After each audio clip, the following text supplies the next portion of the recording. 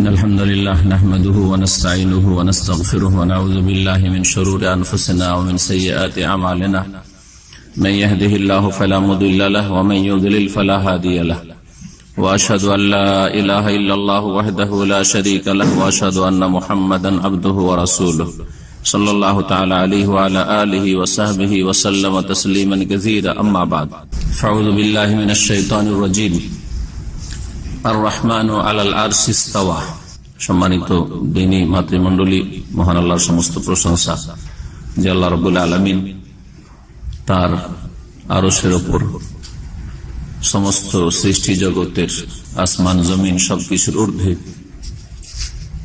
সমুন্নত। তিনি তার আরশে সমুন্নত থেকে সমস্ত সৃষ্টির যেখানেই সেসব সৃষ্টির অবস্থান হোক না কেন সম্যক খবর রাখেন এবং সবকিছুই তার পরিবেষ্টনীতে রয়েছে। সবকিছুকে, এই সমস্ত সৃষ্টিকে আল্লাহ রাব্বুল আলামিন রিজিক দান করেন এবং সবকিছুর হায়াত মওত সৃষ্টির সবকিছুর মালিক।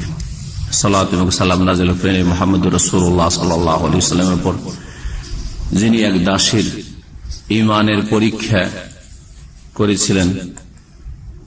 জিজ্ঞেস করে যে আইন আল্লাহ, সহিহ মুসলিমের হাদিস রয়েছে, আল্লাহ কোথায়?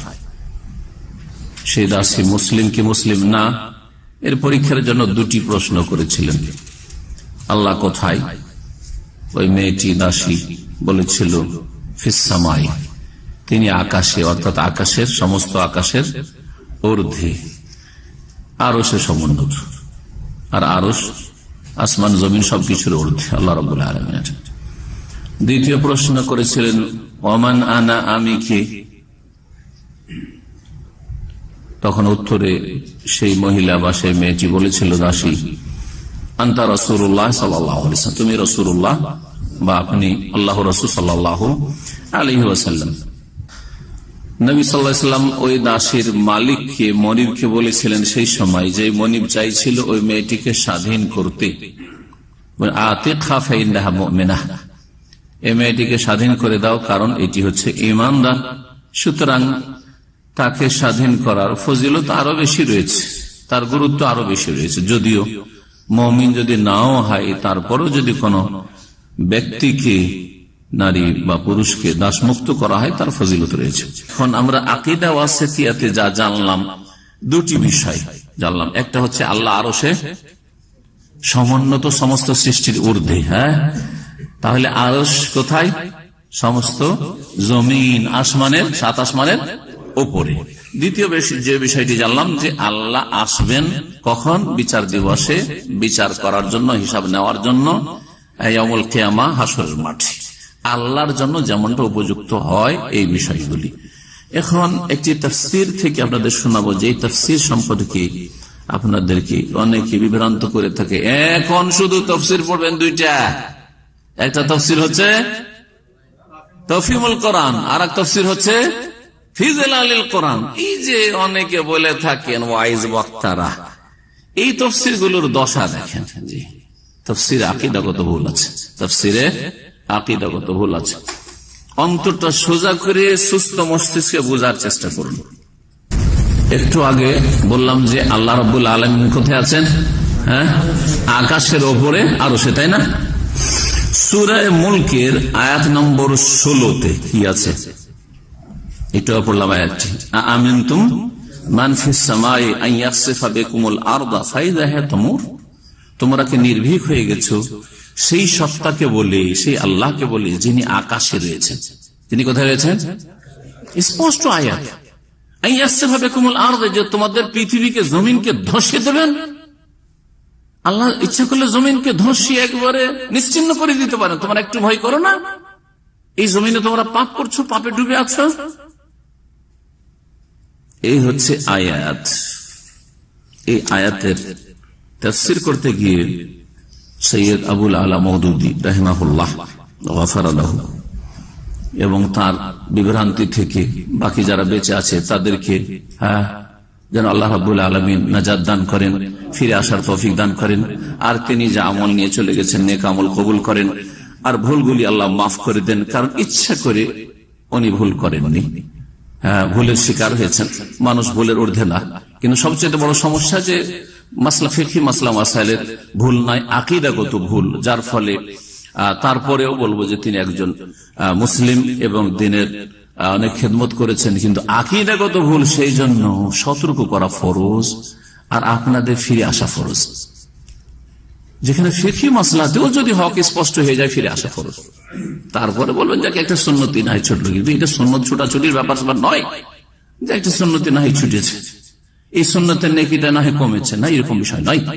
সুতরাং একটু ঠান্ডা মেজাজে বোঝার চেষ্টা করেন যে এই ভুলগুলি কত বড় ভুল আর এগুলি থেকে ফিরে আসা কত বড় ফরজ। টিকা নম্বর 25 আমি আপনাদেরকে শোনাবো উর্দু তাফসির থেকে, কারণ বাংলা তাফসির আমার কাছে সবগুলি নেই, যদি এক দুটো তো ফিমেল কোরআনের ছিল, কিন্তু উর্দুগুলি সবগুলি আলহামদুলিল্লাহ এক ভাই জাযাহুল্লাহ খায়র তার কাছে ছিল, সবগুলি দিয়ে গেছেন। শেখ তৌসিফুর রহমান হাফিজাহুল্লাহ তাআলা, পাকিস্তানের যে ভালো একজন উর্দুর দায়ী, তিনি সবগুলি কিতাব 25-30টা কিতাব আমাকে দিয়ে গেছেন। আর সবগুলিতে সুবিধা করা আছে কি, ওনার এইটুকু কাজ করা আছে যে পাতা নম্বর গুলি দিয়ে উনি শুরুতে রেখে দিয়েছেন, এখানে পাতা নম্বর গুলি দেওয়া আছে, আমাকে শুধু পাতা নম্বরটা দেখতে হবে, আপনাদের পড়ে শুনাইতে হবে, সুবিধা হয়েছে। জি, বাংলা নিয়ে আসলে এক তো পড়ার জন্য লম্বা একটা সময় ব্যয় করতে হবে, খুঁজি আর না হয় গোটাটাই এপার থেকে ওপার পড়ে শেষ করতে হবে, আর তারপর আপনাদের সামনে তারপরে সেই কিতাবগুলি নিয়ে আসা এখানে, আর এইরকম যেগুলিতে এই আকীদাগত ভুল ভ্রান্তি আছে সেই কিতাবগুলি এখানে নিয়ে আসাও হচ্ছে বেআইনি, আইন বিরোধী কাজ। এই জন্য উর্দু থেকে পড়ে শোনাচ্ছি আর তার বাংলায় তর্জমা করে দেবো। উর্দু থেকে পড়াতে একটা ফায়দা আছে যে উর্দু হচ্ছে অরিজিনাল কিতাব মাওলানা মওদুদীর, বোঝা গেছে না? তিনি উর্দু ভাষায় লিখেছেন, তিনি আরবি ভাষার কোন স্কলার ছিলেন না, উর্দু ভাষায় কিতাব লিখেছেন। তার মাতৃভাষা উর্দু ছিল, তার সাহিত্যিক ভাষা উর্দু ছিল, তার লেখাপড়ার ভাষা উর্দু ছিল। ভারতের মানুষ পাকিস্তান হিজরত করেছিলেন। জি হ্যাঁ, তো বলছেন এই আয়াতের তাফসীর, আয়াত কি শুনাইলাম, আমিনতুম মান ফিস সামাই, তোমরা কি নির্ভীক ভয় করো না সেই সত্তাকে যিনি আকাশে রয়েছেন। এখানে শুনেন উনি কি বলছেন, বলছেন টিকা নম্বর 25 इसका ये मतलब नहीं है कि अल्लाह ताला आसमान में रहता है। এই আয়াতের অর্থ এটা নয় যে আল্লাহ আসমানে আছেন, বুঝা গেছে না? बल्कि ये बात इस लिहाज से फरमाई गई है कि इंसान फितरी तौर पर जब खुदा से रुजू करना चाहता है, খোদা আল্লাহকে খোদা বলা এটাও আপত্তিকর, কারণ 99টির নামের কোন একটি নাম খোদা না। তো আমাদের দেশে যে হুজুররা খোদায় তালা আর খোদা অন্ধ, এটাও একটা বিদাতি কথা, তারপরে চলে আসছে আমাদের, এখন পর্যন্ত চালাচ্ছে বিদাতি হুজুর, বিদাতি আলেম আর কোরআন সুন্নাহ অনুসারে আলেমের মাঝে এটা একটা পার্থক্য, যে আমরা জীবনেও খোদা বলবো না, খোদা হাফেজ না, কি বলবো, আল্লাহ হাফেজ। কোরআনে কারীমে খোদা হাফেজ আছে না আল্লাহ হাফেজ আছে? ইয়াকুব আলাইহিস সালাম ফাল্লাহু খায়রুন হাফিজান ওয়া হুয়া আরহামুর রাহিম, ছেলেদেরকে বলছে ফাল্লাহু খায়রুন হাফিজান, আল্লাহ উত্তম হেফাজতকারী। আমাদের অনেক ভাইয়েরা অনেক কিছু শিখার পরেও আচ্ছা যাচ্ছি ভাই খোদা হাফেজ, কেন খোদা হাফেজ? হ্যাঁ, আল্লাহ বলতে কষ্ট লাগছে নাকি আপনাকে? বদ অভ্যাস কেন আপনাদের? জি হ্যাঁ, তারপরে বিদায়ের সময় সুন্নতি দোয়া, এটা আল্লাহ হাফেজ নয়, সুন্নতি দোয়া হচ্ছে বিদায় নেওয়া দেওয়ার ক্ষেত্রে আস্তাগফিরুল্লাহ দীনাকুম ওয়া আমানাতাকুম ওয়া খাওয়াতিম আমালিকুম। জি হ্যাঁ, কিন্তু এমনি আমার বানানো দোয়া বলছি, এই হিসাবে যদি বলি, সেটা যদি আমারও জানা থাকে আপনার জানা থাকে সেটা আলাদা বিষয়, কিন্তু সুন্নতি দোয়া মুখস্থ করলাম না আজ সারা জীবন শুধু আল্লাহ হাফেজ করলাম, এটা একটা প্রশ্ন চিহ্ন, বোঝা গেছে না? আপত্তিকর কথা। তো বলছেন যে কেন আল্লাহ আসমানের কথা বলা হলো, আমিনতু মান ফিস সামাই, তোমরাকে ভয় করো না সেই সত্তাকে যিনি আকাশে। বলছেন যে এই জন্য বলা হয়েছে যে ইনসান ফিতরি তौर पर जब खुदा से रुजू करना चाहता है, মানুষ যখন প্রাকৃতিক ভাবে আল্লাহর দিকে প্রত্যাবর্তন করে তো আসমান কি তরফ দেখতে হয়, কোন দিকে তাকায়? আল্লাহর দিকে তাকায়, প্রাকৃতিক ভাবে তাকায়। সেই জন্য আল্লাহ বলেছেন, দেখেন কোন ভুল ব্যাখ্যা। অথচ আপনাদেরকে এর আগে শুনিয়েছি যে আল্লাহ যে সৃষ্টির ঊর্ধ্বে, এর দলিল কোরআনে কারিমে আছে রাসূলুল্লাহ সাল্লাল্লাহু আলাইহি ওয়াসাল্লামের হাদিসেও আছে, আর মানুষের নেচার প্রকৃতিতে আছে। এটা হলো দলিলুল ফিতরা, আমাদের প্রকৃতিতে একটা দলিল আছে কি, যে আমাদের নেচারটা কোন দিকে যায়, আল্লাহকে খোঁজার জন্য উপরে। এটাই দলিল যে আল্লাহ উপরে আছে। কিন্তু উনি উল্টে দিচ্ছেন, বলছেন না না, আল্লাহ উপরে নাই, বরং মানুষের প্রকৃতি উপর দিকে যায়, সেই জন্য আল্লাহ মানুষের অনুযায়ী বলেছেন। কিভাবে উল্টে দিলেন, গোলমাল করে, তাই না? কিন্তু এই গোলমালগুলি কি সাধারণ মানুষ বুঝবে? তফসির পড়তে বলছেন ভুল তফসির। दुआ मांगता है तो आसमान की तरफ हाथ उठाता है, दुआ चाहे तখন কোন দিকে হাত উঠায়? आकाशेर दिखे उठाए।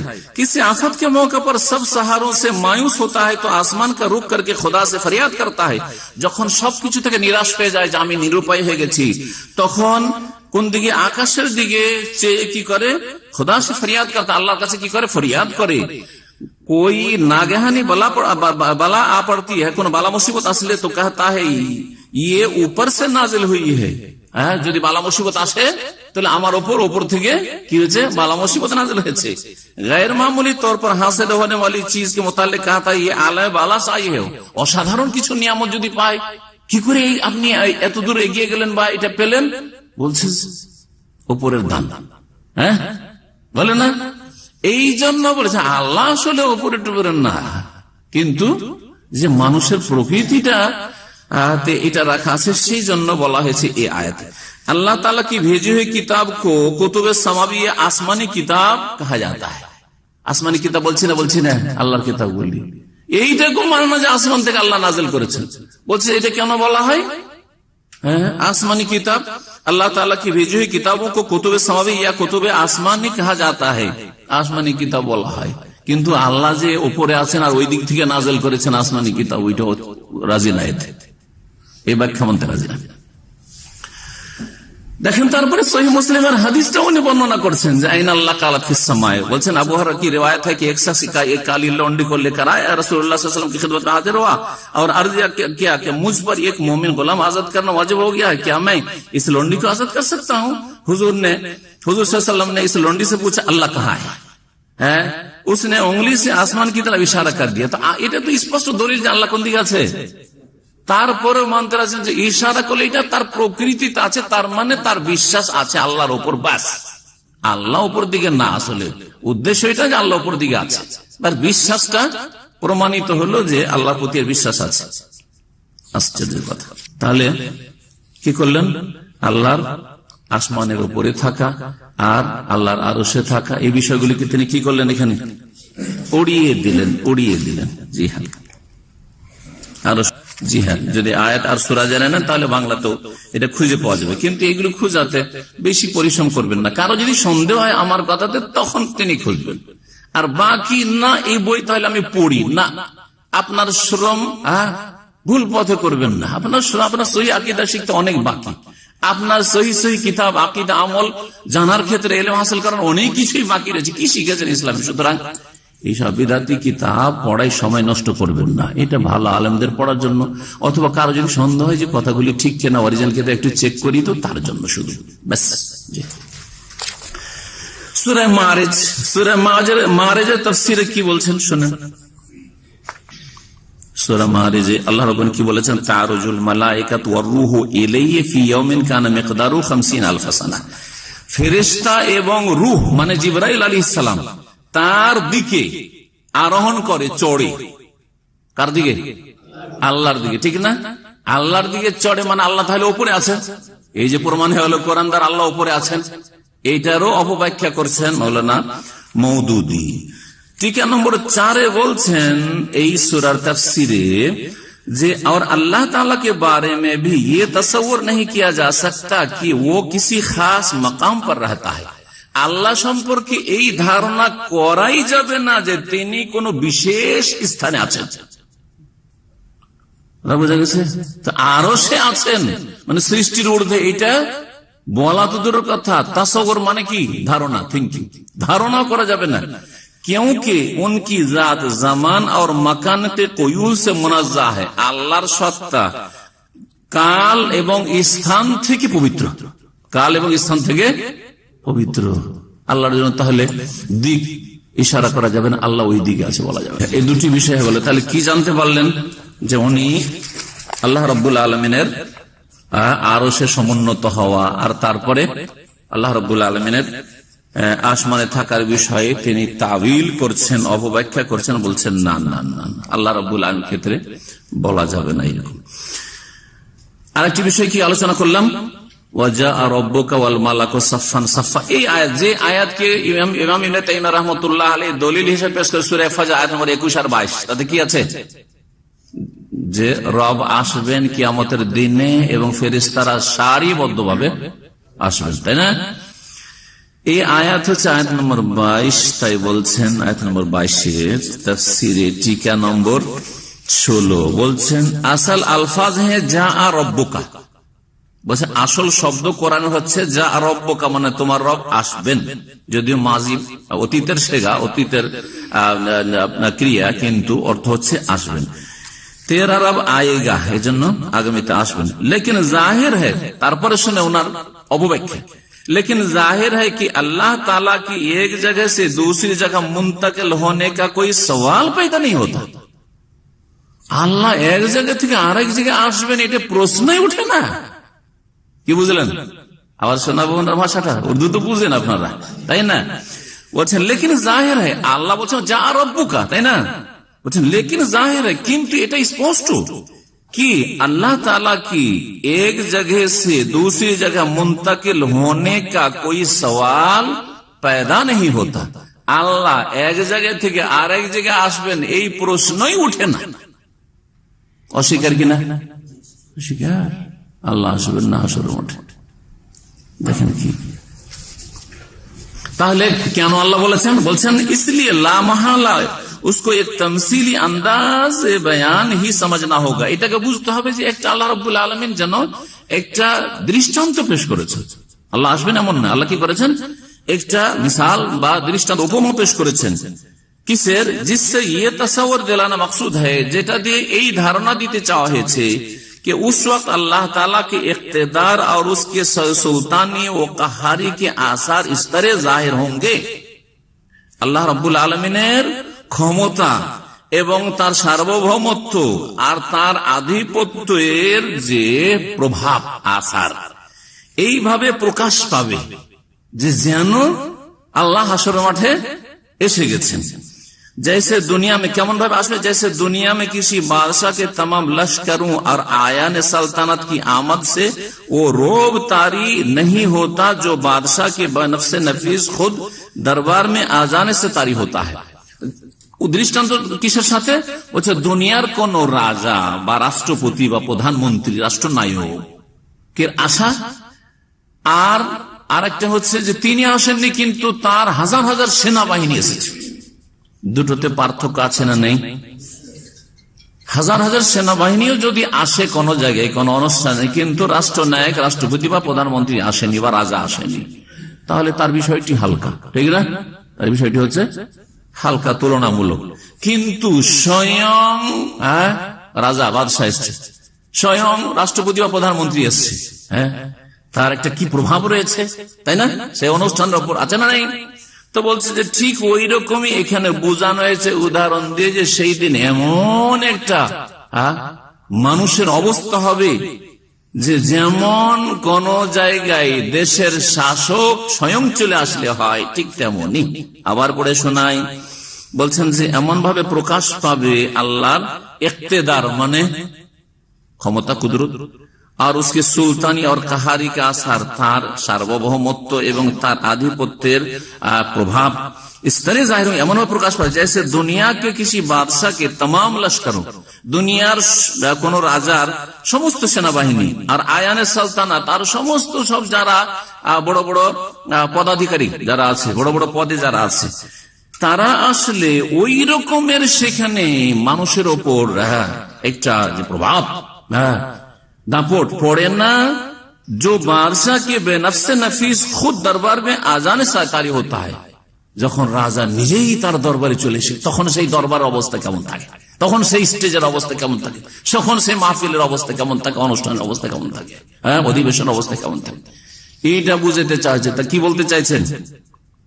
যে আল্লাহ রাব্বুল আলামিন কিয়ামতের দিনে আসবেন, अल्लाह বলছেন যা रब्बका বলছে अल्लाह ताला की एक जगह से दूसरी जगह मुंतकिल होने का कोई सवाल ही पैदा नहीं होता। ये प्रश्न उठे ना আল্লাহ আসবেন। আরে আল্লাহ রব্বুল আলামিন আসবেন, কিন্তু আল্লাহর আসাটা আল্লাহর মতো, এই কথাটা বলার তৌফিক হলো না। নিঃসন্দেহে তার কাছে সালাফদের আকীদার যে আসমা সিফাতের জ্ঞান, তাওহীদুল আসমা সিফাত মোটেই ছিল না, যার ফলে এইরকম অপব্যাখ্যার শিকার হয়েছেন আর বিভ্রান্তির শিকার হয়েছেন রাহিমাহুল্লাহ। তার জন্য আমরা দোয়া করেছি তাকে আল্লাহ নাজাত দিয়ে দিক, কিন্তু তার অন্ধভক্ত হয়ে যাবেন আর তার মনে করবেন এই দিয়েতেই ক্ষান্ত না, তারপরে তাকে আরো বড় করে মানুষের কাছে পেশ করার জন্য জানো মৌলানা মওদুদী, আল্লামা মওদুদী, আরো কি ইমাম মওদুদী, আরো কত বড় মানুষ, সৌদি আরব মদিনা ইউনিভার্সিটিতে সিলেবাসে ওনার তাফসীর পড়া হয়, এই তাফসীর পড়া হয়, উর্দু ভাষায় তাফসীর সৌদি আরব পড়া হয়। লজ্জা লাগে না বলতে মিথ্যা কথা? এত সাদা মিথ্যা বুঝেন তো না? হ্যাঁ, ওইটা একবারে একটা হচ্ছে সাদা আর কালো, একটু ভেজাল, সামান্য একটু ভেজাল ঢুকালেন, কিন্তু না পুরোটাই যদি ভেজাল হয় তো এটা কি আজকালকার সভ্য ভাষায় লোকেরা কি মিথ্যাকে দুই ভাগে ভাগ করেছে, যারা বুঝে তারা জানে। হ্যাঁ, একটা হচ্ছে সাদা মিথ্যা আর একটা হচ্ছে কালো মিথ্যা, মানে সামান্য একটু মিথ্যা এদিক সেদিক ঘুরপ্যাচ করে বললো, আর একটা হচ্ছে একেবারে সাদা মিথ্যা, A to Z, একেবারে কোনো অস্তিত্ব নেই, কোনো ভিত্তি নেই কিছু। সিলেবাস উনি তৈরি করেছেন, হ্যাঁ উনি প্রতিষ্ঠাতা ছিলেন, কত মিথ্যা কথা এগুলো, কত মিথ্যা কথা। জি হ্যাঁ, মাওলানা মওদুদীর দ্বারা যে খেদমত হয়েছে, এই খেদমত ভালো খেদমত হয়েছে আর মন্দ হয়েছে, এই দুটো ইনশাআল্লাহ তাআলা কোন একটা অনুষ্ঠানে শোনাবো। আজকে শুনবেন? যদি রেগে থাকেন আজকের আলোচনা তাহলে শোনাবো। জি হ্যাঁ, ইনশাআল্লাহ তাআলা আমার বাকি কিতাবগুলি থেকে যখন আলোচনা হবে তখন শোনাই দেবো, চলবে? আরেকটি বিষয়, এই তাফসীরে, এটা হচ্ছে তাফসীরে 6 খণ্ডে তাফসীর আছে, যেমন তেমন তাফসীর না। জি হ্যাঁ, কিন্তু আকীদাগত এত বড় ভুল ত্রুটি। 6ষ্ঠ খণ্ড, এটা শেষ খণ্ড, তার সূরা ইজা জা নাসরুল্লাহ তাফসীরে কি বলেছেন একটু শোনাই বিশেষ করে। ইজা জা নাসরুল্লাহ তাফসীরে বলছেন তিনি, আল্লাহ বলেন কি বলেছেন, ইজা জা নাসরুল্লাহ আল ফাতহু ওয়া রাআইতান নাস ইয়াদখুলুনা ফি দীনিল্লাহি আফওয়াজা ফাসাব্বিহ বিহামদি রাব্বিকা ওয়াস্তাগফিরহু ইন্নাহু কানা তাওয়াবা। যখন আল্লাহর সাহায্য চলে আসবে আর বিজয় চলে আসবে, ওরা আয়তান নাসা, লোকজনকে দেখবে, ইয়াদখুলুনা ফি দীনিল্লাহ, আল্লাহর দিনে প্রবেশ করছে, দীক্ষিত হচ্ছে, আফওয়াজান, দলে দলে, একটা দুটা করে লুকিয়ে না, দলে দলে হাজারে হাজার আসচার ইসলামে প্রবেশ করছে। তখন জানবে হে নবী সাল্লাল্লাহু আলাইহি ওয়াসাল্লাম, তোমার কাজ এখন কমপ্লিট হয়েছে, যে ডিউটির জন্য তোমাকে দুনিয়ায় পাঠিয়েছিলাম দিনের দাওয়াতের জন্য। এখন কি করতে হবে? এখন তোমার দুনিয়ার যখন কাজ শেষ হয়ে যে উদ্দেশ্যে পাঠিয়েছিলাম, তাহলে আখিরাতে পাড়ি দেওয়ার জন্য প্রস্তুতি নাও, নিজের ব্যক্তি জীবনের সম্বল বাড়াও, নেক আমল আরো ইবাদতবন্দি কিছু বাড়াও। এই দাওয়াতের কাজ এখন হয়েছে, বার্ধক্য চলে আসছে। ফাসাব্বিহ বিহামদি রাব্বিক, তাসবিহ করো তোমার প্রতিপালকের প্রশংসা বিজড়িত, মানে সুবহানাল্লাহ পড়ো, আলহামদুলিল্লাহ পড়ো, ওয়াস্তাগফিরহু, আর তার কাছে ক্ষমা প্রার্থনা করো। আল্লাহর কাছে কি করো? ক্ষমা চাও। আল্লাহ রাব্বুল আলামিন অধিকার আছে কি নাই যে কোনো মানুষকে, হ্যাঁ যে কোনো বান্দাকে, যেমন আমাদেরকে আল্লাহর হুকুম করার অধিকার আছে, আমরা আল্লাহর বান্দা, যে ইস্তাগফির রাব্বাক, রবের কাছে ইস্তিগফার করো। আম্বিয়া রাসূল কি আল্লাহ রাব্বুল আলামিন অধিকার আছে না নেই? কারণ তারাও আম্বিয়া রাসূল গুলো আল্লাহর গোলাম, ঠিক না? আব্দুল্লাহ ওয়া রাসূলুহু, আল্লাহর বান্দা তারা। তো আল্লাহ রাব্বুল আলামিন নবী মুহাম্মদ সাল্লাল্লাহু আলাইহি ওয়াসাল্লামকে কি বলছেন, যে সুবহানাল্লাহ পড়ো, আলহামদুলিল্লাহ পড়ো, আর আস্তাগফিরুল্লাহ পড়ো, ঠিক না? এই আয়াত নাযিল হওয়ার পরে নবী করিম সাল্লাল্লাহু আলাইহি ওয়াসাল্লাম রুকুতে সিজদাতে একটি বিশেষ দোয়া পড়তেন, যা সহিহ বুখারী মুসলিমে রয়েছে। মা আয়েশা রাদিয়াল্লাহু তাআলা আনহা বর্ণিত, কানা রাসূলুল্লাহ সাল্লাল্লাহু আলাইহি ওয়াসাল্লাম ইয়াকুলু ফি রুকুই ওয়া সুজুদিহি সুবহানাকা আল্লাহুম্মা রাব্বানা ওয়া বিহামদিকা আল্লাহুম্মা ইগফিরলি। সুবহানাকা, তোমার পবিত্রতা ঘোষণা করছি, আল্লাহুম্মা, হে আল্লাহ, ওয়া বিহামদিকা, সুবহানাকা আল্লাহুম্মা রাব্বানা, হে রব, ওয়া বিহামদিকা, তোমার প্রশংসা বিজড়িত, আর আল্লাহ মাগফিরলি, হে আল্লাহ আমাকে ক্ষমা করে দাও, আমাকে মাফ করে দাও। আচ্ছা, মাফ যে ক্ষমা চাইতে হবে, শুধু ভুল করলে ক্ষমা চাইতে হবে না এমনিও ক্ষমা চাইতে হবে? ক্ষমা চাইলে শুধু গুনাহ মাফ হয় না, আরো কিছু হয়। ক্ষমা চাইলে কারো গোনা থাকলে গোনা মাফ হয়, গোনা না থাকলে নেকি বাড়ে, হ্যাঁ, আর কি হয়, মর্যাদা উঁচা হয়। যে কোনো নেক আমল করলে তিনটি বেনিফিট ভালো করে মনে রাখবেন। যে কোনো নেক আমল করেন, গুনাহ মাফ হয়, তাকফিরুল লিসাইয়্যাত, রাফউল লিদারাজাত, ওয়া জিয়াদাতুন ফিল হাসানাত, গুনাহ মোচন হয় আর নেকি বৃদ্ধি পায়, আর কি হয়, মর্যাদা উঁচা হয়। এখন আল্লাহ রাব্বুল আলামিন নবী মুহাম্মদ সাল্লাল্লাহু আলাইহি ওয়াসাল্লামকে যেহেতু বললেন ক্ষমা চাইতে, ইন্নাহু কানা তাওয়াবা, মাওলানা মওদুদী এই সূরার টিকা নম্বর 4 বলছেন, यानी अर्थात अपने रब से दुआ मांगो कि जो खिदमत उसने तुम्हारे सुपुर्द की थी उसको अंजाम देने में तुमसे जो भूल चूक या कोताही भी हुई हो उसे चशमपोशी और दरगुजार फरमाए। বলছেন উর্দুগুলো খুব হার্ড উর্দু, এই সাধারণ মানুষের বোঝার মতো না। বলছেন যে রবের কাছে দোয়া করো হে নবী সাল্লাল্লাহু আলাইহি ওয়াসাল্লাম कि जो खिदमत उसने तुम्हारे सुपुर्द की थी, যেই খিদমত করা তোমার উপর ন্যস্ত করে, তোমার কাঁধে বা তোমার উপর ন্যস্ত করেছে আল্লাহ রাব্বুল আলামিন। কি খিদমত? কি খিদমত? বাল্লিগ মা উনজিলা ইলাইকা মির রাব্বিক, রবের পক্ষ থেকে যা নাযিল হচ্ছে কি করো, পৌঁছিয়ে দাও, পৌঁছিয়ে দাও। এটা হচ্ছে কোরআন সুন্নাহর তাবলীগ। বাল্লিগ মা উনজিলা, যা নাযিল হচ্ছে, নাযিল হয়েছে ওহী, কোরআন এবং হাদিস, আর ফাজাইল আমল, কিসসা কাহিনী, আর জাল ঘটনা বলি, আর কেরামতের ছড়াছড়ি, আর মিথ্যা আর ছড়াছড়ি, আর কোন কোথা থেকে কবর থেকে হাত বেরিয়ে চলে আসলো, কোথায় সালামের জবাব চলে আসলো, এসব জালিয়াতি কথা প্রচার করা তাবলীগ। এটা মানুষের মন গড়া তাবলীগ। আর ইসলামের তাবলীগ হচ্ছে ওহীর তাবলীগ। মা উনজিলা ইলাইকা মির রাব্বিকা, হে নবী তোমার রবের পক্ষ থেকে যা তোমার প্রতি নাজিল করা হয়েছে, নাজিল করা হয়েছে কোরআন এবং সুন্নাহ। সুতরাং কোরআন এবং হাদিসের যদি ওহীর তাবলীগ করেন তাহলে সেই তাবলীগ আমরা একমত। আর যদি বলেন যে তবলিগি নেশাবের কোর্স মাওলানা জাকারিয়া সাহেব তৈরি করে সেটা তবলিগ করব, তাহলে সেই তবলিগটা ইলিয়াসি তবলিগ, সেটা ইসলামী তবলিগ নয়। জি, যেই তবলিগে এসে মানুষ বিদআত করছে আর অনেক শিরকি কথাও তাতে রয়েছে, পড়ছে, অন্ধ হয়ে পড়ছে, আর সেটা কত সওয়াবের আশায় একেবারে এমন ইজতিমাত আসছে যেটা তাদের বিশ্ব ইজতেমা হয়ে গেছে, অথবা ইসলামের মুসলিমদের বিশ্ব ইজতেমা একমাত্র আরাফা। এই গুমরাহি থেকে আল্লাহ মুসলিমদেরকে ফিরে আসার তৌফিক দান করেন। বলছিলাম যে মওদুদী সাহেব কি বলছেন, আল্লাহর কাছে দোয়া করো।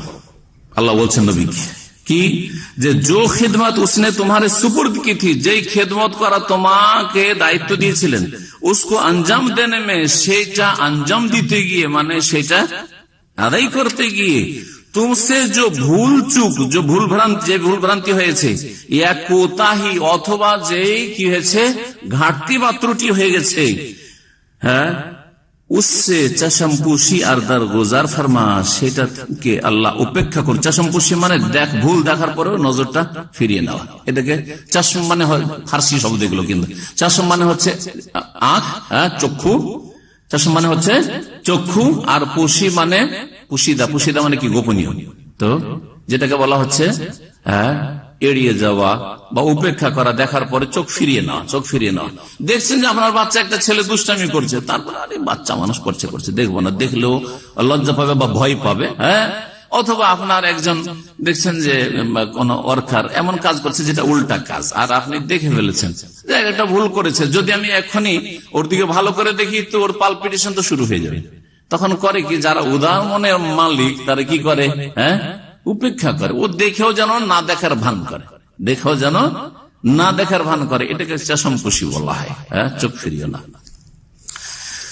তো আল্লাহর কাছে নবী সাল্লাল্লাহু আলাইহি ওয়াসাল্লামকে দোয়া করতে বলা হয়েছে যে হে নবী তুমি দোয়া করো যে আমি যে দায়িত্ব পেয়েছি, আল্লাহ তুমি যে দায়িত্ব দিয়েছো, এই দায়িত্ব পালনে গিয়ে যে ভুল চুক মানে ভুল ভ্রান্তি হয়েছে, অথবা কোতাহি মানে যে ত্রুটি হয়েছে বা গাফিলতি হয়েছে, এইগুলি থেকে আল্লাহ তুমি চশমপুশি করো, এগুলোকে তুমি উপেক্ষা করো, আর দরগুজার ফরমা মানে ক্ষমা করে দাও। তার মানে কি বলতে চাইছেন, নবী করিম সাল্লাল্লাহু আলাইহি সাল্লামের দায়িত্ব পালনে কি হয়েছে, ত্রুটি ঘাটতি ভুলচুক যা হয়েছে হয়েছে, এরকম কথা বলতে চাইছেন না। এই বিষয়টি এমন আপত্তিকর যে এই বিষয়টি দেওবন্দি ওলামারাও দেওবন্দি ওলামারা, ওলামায়ে দেওবন্দ, তাবলিগীরা, কওমিরা, এরা এটাকে তাদের অনেক কিতাব লিখেছে মওদুদি আর মওদুদির যে জামাত সম্পর্কে, তার মধ্যে একটি কিতাব ফিতনায়ে মওদুদিয়া ওদের লেখা আছে, বহু কিতাব ওরাও লিখেছে। তাতে এই বিষয়টি তুলে ধরে তো তারা একবারে বড় ধরনের ফতোয়া দিয়ে দিয়েছে মওলানা মওদুদির ওপর। তাদের ফতোয়া আছে, তাকফিরি ফতোয়া আছে, কাফের ফতোয়া আছে। আমরা কোন মুসলিমকে তাদের আকীদাগত ভুল থাকার কারণে অতক্ষণ কাফের বলে যতক্ষণ পর্যন্ত তার কাছে সহিটা পৌঁছে দেওয়ার ব্যবস্থা না হয়েছে, হুজ্জত কায়েম না হয়েছে। এটা হচ্ছে পার্থক্য আমাদের অন্যদের ফতোয়ার সাথে, মনে রাখবেন। অথচ আমাদের ক্ষেত্রে মিথ্যা মানুষ ছাড়াই যে এরা সারা বিশ্বের মুসলিমদেরকে কি মনে করে, কাফের মুশরিক মনে করে না, কখনো না। চিন্তা করুন মওলানা মওদুদি বিষয়টি। ওলামা আহলে হাদিস, ভারত, পাকিস্তান, বাংলাদেশের আহলে হাদিস ওলামারা মওলানা মওদুদিকে কেউ কাফের বলে না। তবে আকীদার ক্ষেত্রে বিভ্রান্তির শিকার, গুমরাহির শিকার, এটা ঠিক। পক্ষান্তরে দেওবন্দি ওলামা, ভারত, বাংলাদেশ, পাকিস্তানের কওমি ওলামারা তাদের কাফের বলে ফতোয়া আছে। কথার জন্য নবীর ভুল দিয়েছে, নবীর ভুল হয়েছে, বা এই ধরনের আরো বেশ কিছু বিষয়কে তারা তুলে ধরে। তো এই কথাটি বলার উদ্দেশ্য হচ্ছে যে আমরা মধ্যমপন্থী, চরমপন্থী না। জি, মানুষের আকীদাগত ভুল, তারপরেও জরুরি যে সে কাফের হয়ে যাবে, হতে পারে তার অজ্ঞতা ছিল, আল্লাহর কাছে তার ওজর আছে। আপনি বা আমি কি তার এই অজ্ঞতা দূর করার বা তার এই যে ভুল ধারণা দূর করার জন্য চেষ্টা চালিয়েছি বা ওখান পর্যন্ত পৌঁছিয়েছি আমাদের কথা কিনা? তারপরে যদি তিনি অস্বীকার করে থাকেন তখন অন্য বিষয় হতে পারে। বেশ কিছু শর্ত রয়েছে কাউকে কাফের বলার জন্য, আর বেশ কিছু বাধাও রয়েছে, শুরুত এবং মাওয়ানে। এগুলো হচ্ছে জওয়াবেতুত তাকফির, যেগুলো আমাদের ভারত, বাংলাদেশ, পাকিস্তান অনেক আলেমরা, বিশেষ করে বিদাত, তারা তো খেয়ালই রাখে না। কার ওপর আক্রোশ হলো, দিল কাফের ফতোয়া, কিন্তু কাফের ফতোয়া দিয়ে যে নিজেই কাফের হয়ে গেলেন এর খবর নাই। আল্লাহ রাব্বুল আলামিন যেন হেদায়েত দান করেন এবং সব ক্ষেত্রে মধ্যম পন্থা অবলম্বন করার তৌফিক দান করেন। আর মধ্যম পন্থা হচ্ছে কোরআন সুন্নাহর দলিল মোতাবেক চলা, আর যারা কোরআন সুন্নাহর বিপরীত ভ্রান্ত আকীদা আছে তাদের থেকে উত্তম পন্থায় সতর্ক করা, উত্তম পন্থায় সতর্ক করা। এখানে আজকের আলোচনা শেষ করছি। তবে যে কথাটি বললাম যে নবী করিম সাল্লাল্লাহু আলাইহি ওয়াসাল্লামকে আল্লাহ ক্ষমা চাইতে কেন বললেন? মওলানা মওদুদি বললেন যে ত্রুটি হয়েছে, ঘাটতি হয়েছে বা ভুল হয়েছে, তাই না? এই কথা বলার দরকার ছিল না। বলতেন যে কোনো মানুষ, যে কোনো মুসলিম যতই বড় হোক না কেন, বা যে কোনো নবী যতই বড় নবী হোক না কেন, তারপরেও তিনি আল্লাহর বান্দা, সুতরাং তার মর্যাদা উঁচু করার জন্য তিনি ইস্তিগফার করবেন, তার নেকি বাড়াবার জন্য তিনি ইস্তিগফার করবেন। তারপরেও আমরা বান্দা হিসাবে আল্লাহ রাব্বুল সকলেই গোলাম, আনতুমুল ফুকারা ইলাল্লাহ, সবে আল্লাহর মুখাপেক্ষী। সুতরাং আল্লাহর মাগফিরাতের মুখাপেক্ষী যেমন আমরা, তেমন আম্বিয়া রাসূলগণ আল্লাহ রাব্বুল আলামিনের রহমত মাগফিরাতের সবাই মুখাপেক্ষী। নবী মুহাম্মদ রাসূলুল্লাহ সাল্লাল্লাহু আলাইহি ওয়াসাল্লাম কি বলেছেন? ইন্নাহু লা ইয়াদখুলু আহাদুকুমুল জান্নাতা বিআমালিহি। এই হাদিসটা দিয়ে শেষ করছি। শুনে রাখো, কোশ্চিন কালেও তোমাদের কোন ব্যক্তি নিজের আমল দিয়ে, ঈমান দিয়ে জান্নাতে যেতে পারবে না। সাহাবীরা জিজ্ঞাসা করলেন, ওয়ালা আনতা ইয়া রাসূলুল্লাহ, এমনকি আপনিও? আরে ইভেন আপনিও? আমরা নয় আমল দিয়ে জান্নাত যেতে পারবো না, কিন্তু আপনি রাসূলুল্লাহ, আপনি সাইয়্যিদুল মুরসালিন, আপনি খাতামুন নবীন, আপনার মাধ্যমে কত লোক হেদায়েত হচ্ছে, আর কত লোক কিয়ামত পর্যন্ত কুফরি আর পাপ থেকে যে হেদায়েত হবে, আপনিও নিজের আমল দিয়ে জান্নাত যেতে পারবেন না? নবী সাল্লাল্লাহু আলাইহি ওয়াসাল্লাম এই কথা বললেন যে না, আমি পারবো। বলেন ওয়ালা আনা, এমনকি আমিও নিজের আমল দিয়ে জান্নাতে যেতে পারবো না, ইল্লা আইয়াতাগাম্মাদানি আল্লাহু বিরাহমাতিন মিনহু, তবে আল্লাহ যদি, আরেকটি হাদিস রয়েছে, তবে আল্লাহ যদি আমাকে তার রহমত এবং মার্জনা মাগফিরাত দিয়ে ঢেকে নেন। রহমতের মুখাপেক্ষী, আল্লাহর মাগফিরাতের মুখাপেক্ষী সকলে, কেউ কম কেউ বেশি, নবী করিম সাল্লাল্লাহু আলাইহি সাল্লাম। এবং অবশ্যই রহমত এবং মাগফিরাতে ঢেকেছেন, তাই আল্লাহর সবচেয়ে উচ্চ মর্যাদা রাসূলুল্লাহ সাল্লাল্লাহু আলাইহি ওয়াসাল্লামকে দিয়েছেন, সবচেয়ে উচ্চ মর্যাদা দিয়েছেন। কিন্তু এইভাবে তাফসীর করা বড় আপত্তিকর হয়ে গেছে। যেটা চিন্তা করুন আপনি, যে নবী সাল্লাল্লাহু আলাইহি সাল্লামের এই ভুল হয়েছে, সে ভুল হয়েছে, সেই জন্য আল্লাহ ক্ষমা চাইতে বলেছেন। না, ভুল না হলে ক্ষমা চাইতে বলবেন আল্লাহ রাব্বুল আলামিন, ভুল না হলেও ক্ষমা চাইতে বলবেন। এই জরুরি নাই যে আমি সালাম ফেরার পরে আস্তাগফিরুল্লাহ আস্তাগফিরুল্লাহ আস্তাগফিরুল্লাহ করো, যদি আমার জানা থাকে যে আজকে ভুল করেছি, তাহলে নাকি? চিন্তা করেন তো আপনি, আমরা করছি না যারা সুন্নতি তরিকায় নামাজ পড়ছি সালাম ফেরার পরে আস্তাগফিরুল্লাহ আস্তাগফিরুল্লাহ আস্তাগফিরুল্লাহ, না আপনাকে দেখতে হবে যে আজকে ভুল করেছি কি করিনি। যদি দেখে জোহর আসর মাঝখানে তো কোনো ভুল করিনি, জোহর পড়ে খেয়েছি আর তারপর শুয়ে গেছি, আর তারপর দুইটা নামাজ পড়তেছি, তাহলে আর আস্তাগফিরুল্লাহ পড়বেন না? না পড়বেন? পড়তে হবে। জি হ্যাঁ, তো ঠিক ওই রকমই নবী করিম সাল্লাল্লাহু আলাইহি ওয়াসাল্লামের কি আল্লাহ ইস্তিগফার করতে বলছেন, এর মানে এই না যে নবী সাল্লাল্লাহু আলাইহি ওয়াসাল্লামের ভুল ত্রুটি আমাকে দর্শাইতে হবে বা হইতে হবে, না, অবশ্যই না, অবশ্যই না। তো আল্লাহ রাব্বুল যেন আমাদেরকে হক কথা বোঝার তৌফিক দান করেন এবং হকের অনুসারী হওয়ার তৌফিক দান করেন। আল ভুল ভ্রান্তি থেকে আল্লাহ রাব্বুল মুক্ত হওয়ার তৌফিক দান করেন। যারা দুনিয়া থেকে মারা গেছেন ভুলের উপর, আর তাদের সঠিক জিনিস জানার ব্যবস্থা হয়নি, তাদেরকে আল্লাহ যেন মাফ করে দেন। আর যারা এখন বেঁচে আছেন ভুলের উপর, আল্লাহ যেন তাদের ভুল থেকে, বিভ্রান্তি থেকে, দলালা থেকে ফিরে আসার তৌফিক দান করেন। আর যারা হেদায়েতের উপর আছেন তাদেরকে আল্লাহ শুকরিয়া আদায় করার তৌফিক দান করেন যে আল্লাহ আমাকে আপনাকে হেদায়েত দান করেছেন, এবং এর উপর যেন আল্লাহ ইস্তিকামা, অটলতা দান করেন। হতে পারে যে কালকে কোন ফিতনার শিকার হয়ে যেতে পারে, বহু মানুষ, ভালো মানুষ গুমরাহ হয়ে যাচ্ছে। সুতরাং কখন আপনি ভাববেন না যে সহি আকীদা পেয়ে গেছি তো অনেক বড় কাজ করে ফেলেছি। হতে পারে যে আপনার নসিবে বিভ্রান্তি থাকতে পারে। এই জন্য আপনি সব সময় সতর্ক থাকবেন সমস্ত রকমের আকীদা, আমলের, আখলাকের গুমরাহি থেকে, বিভ্রান্তি থেকে, এবং আল্লাহর কাছে দোয়া করো ইস্তেকামার জন্য যে আল্লাহ আমাকে ইস্তেকামা দান করো, অটলতা দান করো, দিনের উপর সাবিত রাখো, অটল রাখো, দিনের উপর প্রতিষ্ঠিত রাখো। এবং রব্বানা লা তুযিগ কুলুবানা বাদা ইয হাদাইতানা ওয়া হাব লানা মিন লাদুনকা রাহমাতান ইন্নাকা আনতাল ওয়াহ্হাব। ওয়া সাল্লাল্লাহু সাল্লামা আলা নবিয়িনা মুহাম্মদ ওয়া আলা আলিহি ওয়া সাহবিহি।